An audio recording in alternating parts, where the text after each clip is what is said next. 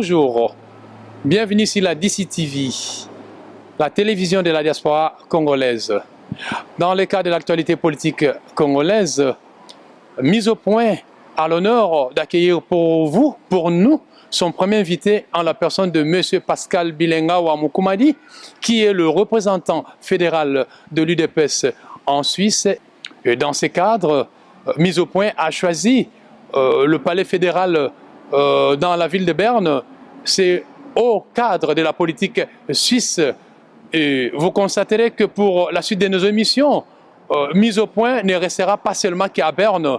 Nous pouvons nous retrouver à Genève, comme tout le monde connaît que Genève, c'est les institutions de l'ONU. Et pourquoi pas à Lausanne, la capitale olympique, et peut-être à Zurich, où nous verrons comment ce pays de banques est en train d'installer un autre système de gestion financière. Et peut-être à Paris, et à Berlin, à Londres. Donc, mise au point, c'est cette émission qui se veut une occasion d'analyser, de commenter, de critiquer et même de voir les AZ de l'actualité politique congolaise. Chers téléspectateurs, pour cette première mise au point, j'aimerais bien vous dire tous bienvenue et n'hésitez pas pour la prochaine édition. Merci. Voilà, je suis M. Bilenga Wamukumadi Pascal, représentant de l'UDPS. Je suis économiste de formation. Voilà, c'est tout ce que je peux dire sur moi. Ok. Monsieur Pascal, l'UDPS, les guerres des clans, les contre-communiqués de 25 cadres au cadre de l'UDPS, l'information, la désinformation, les limogeages, le départ, le cas de Moleka Albert, le cas de Jacquemain Chabani. Vous ne pensez pas que s'il y a dialogue, c'est au sein de l'UDPS qu'on devait avoir le vrai dialogue au lieu d'aller toquer auprès du régime de Kinshasa? Eh bien, monsieur le journaliste, j'aimerais bien qu'on puisse recadrer un peu la façon de votre questionnement. C'est-à-dire que le débat au sein de l'UDPS et le dialogue sont deux problématiques dichotomiques.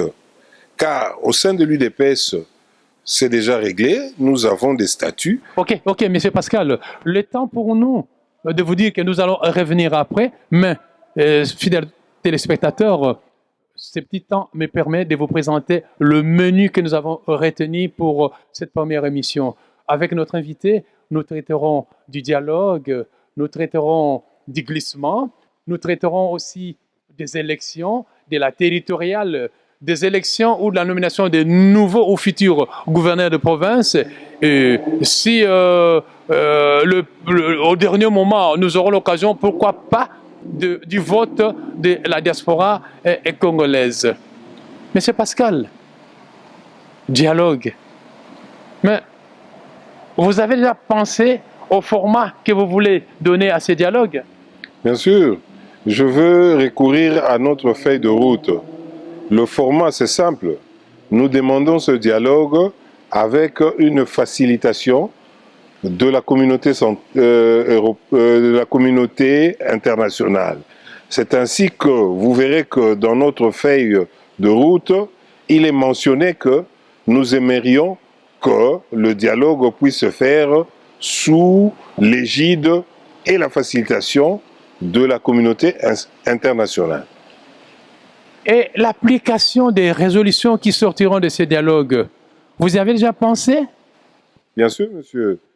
Nous y avons pensé parce que nous disons que ce n'est pas parce qu'on dirige par défi, on a des armes, qu'on doit ignorer les préoccupations ou les aspirations de la population. Les résolutions qui seront issues de ce dialogue doivent être respectées parce qu'il y aura un suivi de la communauté internationale. Voyez-vous? Donc, M. Kabila doit s'incliner parce que nous sommes dans une république. Mais M. Pascal Bilenga Wamukumadi, vous semblez ignorer que l'UDPS n'a pas de moyens Le pouvoir de Kinshasa a l'armée. Le pouvoir de Kinshasa a les gouverneurs de province. Le pouvoir de Kinshasa a le gouverneur de la banque. Le pouvoir de Kinshasa, mais ce n'est pas la première fois qu'il va fouler, mettre dans les oubliettes les résolutions. On a vu les concertations nationales, on a vu les dialogues ça et là. Et vous, qui n'avez aucun moyen, vous voulez que Kabila applique les résolutions de votre dialogue? Bien sûr, monsieur, parce que vous remarquerez que le docteur Étienne Tshisekedi, que je salue en passant, l'a évoqué dans plusieurs de ses interventions. Il a dit que si ce dialogue est sincère ou il n'est pas sincère, plutôt nous allons recourir à la rue, donc au langage des combattants. C'est-à-dire que c'est une sommation déjà à l'avance pour l'establishment actuel. Ils doivent savoir que si nous avions initié ou demandé ce dialogue, c'est pour éviter l'hécatombe. Vous savez que notre pays est au bord de l'implosion. Alors, l'UDPS ayant compté une tribu importante des morts, nous ne voulons plus que ça arrive. C'est ainsi que nous avions décidé d'aller au dialogue afin de trouver une nouvelle ligne de conduite pour qu'on puisse arriver à des scrutins paisibles, sérieux et consensuels. Mais ok, monsieur Pascal, mais vous parlez du dialogue. Finalement, en Italie, vous y étiez? Écoutez, là n'est pas le problème, c'est un problème de contact entre politiques. Il n'est pas interdit qu'il y ait de contact. L'Italie ou pas l'Italie, ça c'est pas le plus important. Le problème c'est que pour qu'il y ait un dialogue, il faut qu'il y ait des préalables. Et pour qu'il y ait des préalables, les deux camps doivent se communiquer pour baliser la route et préparer ce dialogue. Mais alors, pourquoi l'IDPS ne communique pas? Parce qu'il y a eu des contre-communiqués, les gens ont cru qu'il n'y avait rien, et au finish, l'IDPS avoue qu'ils étaient en Italie. Mais écoutez, monsieur le journaliste, nous n'allons pas nous attarder à des affabulations, à des soupçons. Là n'est pas le problème. Le problème, c'est que nous puissions dialoguer et trouver une nouvelle ligne de conduite. Je trouve, moi. Ok, fidèles téléspectateurs, nous voulions bien savoir si, au sein de l'UDPS, le fait qu'il insiste sur le dialogue, si ce n'est pas une manière de créer déjà une entorse aux élections telles prévues par la Constitution que le peuple congolais a élu au suffrage universel. Monsieur Pascal. Alors là, nous sommes en train de nous baser sur des affabulations, monsieur le journaliste. Vous savez que en 2006, les élections ont été viciées en République démocratique du Congo. En 2011, mêmement. Doit-on continuer comme ça ou alors il faut trouver une ligne de nouvelle direction pour que, enfin, il y ait des élections paisibles et sérieuses dans ce pays-là pour éviter l'implosion. Nous recourons, il faut lire, c'est pour ça que je demande à mes compatriotes de se référer à la feuille de route de l'UDPS. C'est simple, pour le lire, il faut aller sur le site rcd-udps.com. Là, en ce moment-là, tout le monde sera imprégné de aspirations inscrites, mentionnées dans notre feuille de route pour qu'ils aient une idée de ce qui va se dire dans ce dialogue. Monsieur Bilenga, on vous comprend bien. Mais vous ne voyez pas que par votre dialogue, vous voulez légitimer un pouvoir qui est au bout du souffle, un pouvoir qui maintient le statu quo, alors qu'il faut les laisser aller au bout et permettre aux Congolais de se choisir de vrais dirigeants, de vrais gouvernants. Vous refusez de demander le bilan au régime de Kinshasa alors qu'il est au bout du souffle, monsieur Pascal. Monsieur le journaliste, je comprends votre préoccupation, mais je recours encore à la feuille de route, de l'UDPS. Il n'en est pas question dans la feuille de route qu'on puisse éventuellement favoriser un report de mandat de l'actuel régime au pays. Nous disons bien que il y a eu des élections qui ont été entachées des irrégularités. Nous devons par conséquent établir la responsabilité de tous ces fauteurs. Et puis, parler du contentieux électoral. Il n'en est pas question qu'on puisse favoriser un report du mandat du président actuel au Congo. Non, il n'en est pas question. Ok. D'aucuns parlent déjà qu'après après ces dialogues, il y aura une transition. Vous voyez déjà ministre, M. Pascal Bilenga Mokoumadi? Bon, l'important, ce n'est pas d'être ministre, monsieur. L'important, monsieur le journaliste, c'est de servir ma nation et mon peuple. Ministre ou pas ministre, je suis déjà ministrable, effectivement. Mais ce n'est pas l'important. Vous savez, monsieur le journaliste, je vais évoquer quelque chose d'important. Allez-y. Le docteur Étienne Tshisekedi le sait ou le savait avant que beaucoup d'entre nous aspirent en politique. Je me répète, le docteur Étienne Tshisekedi est un homme de sa trempe. C'est que dans la vie commune, on peut acquérir une légitimité. Et on peut perdre une légitimité par manque de constance face à une opinion. Donc c'est un aguerri, alors ne vous faites pas de soucis. Je dirais que le docteur Étienne Tshisekedi l'a évoqué dans plusieurs de ses interventions. Il a dit que si ce dialogue est sincère ou il n'est pas sincère, plutôt nous allons recourir à la rue, donc au langage des combattants. C'est-à-dire que c'est une sommation déjà à l'avance pour l'establishment actuel. Ils doivent savoir que si nous avions initié ou demandé ce dialogue, c'est pour éviter l'hécatombe. Vous savez que notre pays est au bord de l'implosion. Alors, l'UDPS ayant compté une tribu importante des morts, nous ne voulons plus que ça arrive. C'est ainsi que nous avions décidé d'aller au dialogue afin de trouver une nouvelle ligne de conduite pour qu'on puisse arriver à des scrutins paisibles, sérieux et consensuels.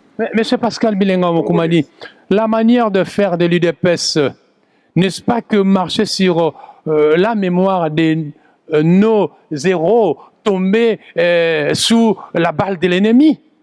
Vous foulez à pied la mémoire de ces gens-là, cette manière d'aller dialogue, Monsieur Pascal. Monsieur le journaliste, pour vous rafraîchir la mémoire, en 1960, ceux que vous appelez héros aujourd'hui ont été dialogués avec les Belges lors de la colonisation pour que nous puissions avoir cette indépendance que nous sommes en train de claironner aujourd'hui. Et la table ronde, c'était un dialogue. Alors, moi je ne vois pas le mal aujourd'hui que l'UDPS puisse dialoguer avec le régime actuel. Ok, et Maluku, les charniers de Maluku dans ça, l'UDPS dit quoi au peuple congolais? C'est simple, monsieur le journaliste. Tous ceux-ci seront débattus dans le dialogue. Laissez-nous aller au dialogue. Nous allons établir les responsabilités des assassins du peuple congolais et les punir dans ce dialogue. Fidèles téléspectateurs, mise au point continue avec son invité qui est M. Pascal Bilenga Mokoumadi, à qui nous voulons savoir si, en 2011, l'UDPS, qui a perdu l'impérium, n'a pas sollicité le dialogue. Nous sommes en 2015, l'UDPS, qui voit les pouvoirs du régime de Kinshasa finissant, c'est le moment qu'il choisit pour dialoguer. N'est-ce pas légitimer ou rendre le pouvoir à M. Kabila, pouvoir infini ou bien un pouvoir à vie? Non, il n'en est pas question. Alors. En 2011, vous dites que l'UDPS a perdu l'impérium. L'UDPS n'a jamais perdu l'impérium. L'UDPS a gagné les élections. L'impérium a été confisqué par le régime actuel. Vous remarquerez que Monsieur le docteur Étienne Tshisekedi avait fait un discours en demandant à la population, d'ailleurs un discours qui a été mal interprété. Il a demandé à la population d'aller dormir comme des bébés. parce qu'il y a eu un balai diplomatique qui lui a demandé de ne pas faire sortir les gens dans la rue. Et M. Tshisekedi se saisit de cela, s'est dit, écoutez, nous allons négocier avec la communauté internationale qui est venue nous demander de ne pas faire sortir la population dans la rue. Et ils lui ont promis de régler ce contentieux par un dialogue. C'est pour ça que nous demandons un dialogue. Et pour interpeller la communauté internationale et voir dans quelle direction nous pouvons aller de l'avant. Ok, fidèles téléspectateurs, avec notre invité, nous tendons lentement sûrement vers la fin, mais avant qu'on y arrive, nous voulons quand même savoir si l'UDPS maintient le même rapport avec les autres partis politiques de l'opposition, parce que avant les élections en 2011, on les a vus tous unis contre les pouvoirs finissants. Et nous sommes en 2015, l'UDPS maintient toujours le même rapport avec les autres partis d'opposition? Mais l'UDPS est un parti politique avec son idéologie, la non-violence. Les autres partis politiques, ça reste nos alliés. Ils ont leur idéologie. Nous pensons qu'aujourd'hui, il serait illusoire de invoquer un soulèvement populaire. Ceux qui sont pour le soulèvement populaire, tant mieux. Mais nous prenons le dialogue. Avec nos alliés qui sont d'accord avec le dialogue, nous sommes en bon terme. Récemment, vous avez vu M. Lisanga Bonganga qui est venu nous rendre visite et nous dire qu'il nous soutient par la voie du dialogue. Donc, c'est déjà une preuve que nous sommes bien avec ceux qui épousent nos avis et considérations. Okay. Nous, au niveau de la diaspora, avec mise au point, nous voulons savoir si l'UDPS a pensé au vote de la diaspora congolaise tel privé par le régime de Kinshasa, alors que nous sommes égaux devant les sangs, devant les tandis, devant même la nation et le monde, que les Congolais de la diaspora sont Congolais au vrai sens du mot. Mais Kinshasa ne veut même pas que nous élisons. L'UDPS sera-t-elle à mesure de résoudre le dilemme du vote de la diaspora? Évidemment, oui, monsieur le journaliste. Nous voulons aller au dialogue pour régler tous ces problèmes qui font partie du contentieux électoral. Nous n'avons pas seulement le problème du vote de la diaspora, nous avons le problème de l'enrôlement des nouveaux majeurs. Tout ça là rentre dans le compte du contentieux électoral qui sera traité au sein du dialogue même. Ok, fidèles téléspectateurs, juste une dernière question pour notre invité. Au sein de l'UDPS, tous les membres, on les appelle des combattants. Or, dans la diaspora, il y a le phénomène combattant. Monsieur Pascal Bilenga Wamukumadi, on vous a vu, ça et là, vous sortez de temps à autre. Nous voulons que vous nous dites un mot sur l'activité, sur le phénomène combattant, lorsque nous savons que il y a 2 semaines, à la porte de Namur, il y a eu une marche des combattants pro-dialogue et des combattants anti-dialogue. Vous, représentant de l'UDPS en Suisse et en Liechtenstein, comment vous vous prononcez face à ces dilemmes? Vous savez, je parle au nom de l'UDPS et au nom du Dr Etienne Tshisekedi, qui est le président de ce parti. Il s'est beaucoup battu et il se bat, il continue à se battre pour nous donner une grande démocratie au Congo. Aujourd'hui, si une poignée de gens sortent pour dire qu'ils ne sont pas pour le dialogue, des gens qui se prénomment des combattants, libre à eux. C'est ça la démocratie. Nous sommes en République. Je répète bien, nous sommes dans la République. La République veut dire une direction des opinions. C'est-à-dire que ce n'est que normal qu'une poignée de gens sortent pour dire que non, nous ne sommes pas pour le dialogue. Mais ce que nous déplorons, c'est qu'il y ait en dessous une manipulation, une instrumentalisation politique de ce fait. C'est ce qui est déplorable. Mais du reste, c'est normal. C'est normal. Ça, c'est d'ailleurs ce qui prouve la victoire de l'UDPS. Donc, c'est une démocratie. Nous acceptons ça. Ok, mais c'est pour quand ce dialogue? Il y a le rumeur qui sort pour le 2 octobre prochain. Que diriez-vous à nos téléspectateurs qui nous suivent maintenant? Ne nous fions pas aux rumeurs et tout ça là. Attendons, ça va être promulgué officiellement, nous le serons, ne soyons pas pressés. Mais il y a un délai de timing.